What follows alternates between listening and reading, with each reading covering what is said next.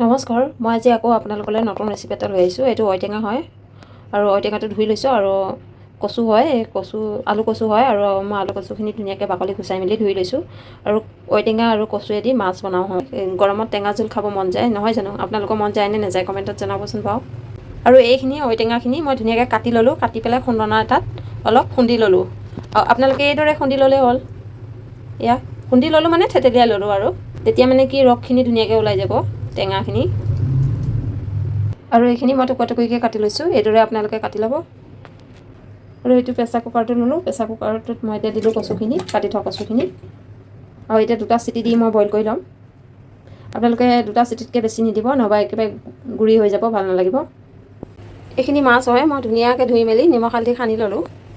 গেছত কেৰাহীটো মই বহাই দিছোঁ, তেল দি দিছোঁ আৰু তেলখিনি গৰম হওক। আৰু তেলখিনি গৰম হৈ গৈছে, এতিয়া মাছ কেইপিচ দি দিওঁ। এতিয়া মই লুটিয়াই দিম মাছখিনি।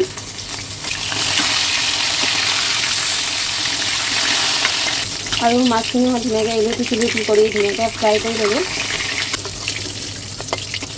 আৰু এইখিনি মাছখিনি মই ধুনীয়াকৈ ফ্ৰাই কৰি ল'লোঁ। এইফালে মই গেছত কেৰাহীটো বহাই দিলোঁ আৰু এতিয়া তেল দি দিছোঁ।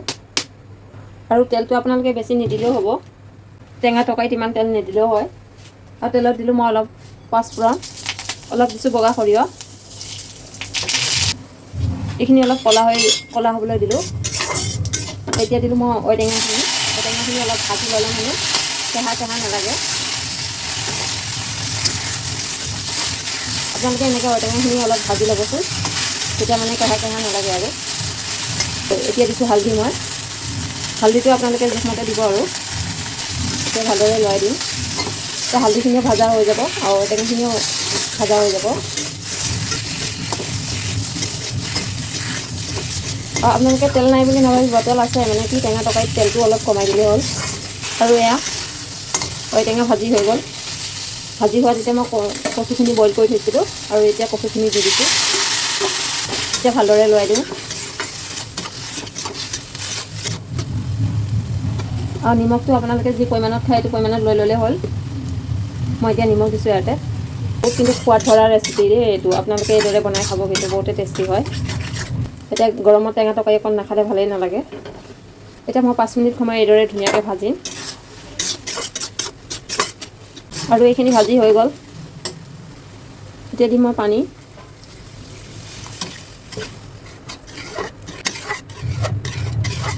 আৰু এতিয়া এইখিনি ভালদৰে উতলিব দিম মই। আৰু এয়া তৰকাৰী উতলি আছে, এতিয়া তৰকাৰী উতলি থকাত মই দিম মাছ কেইপিচ।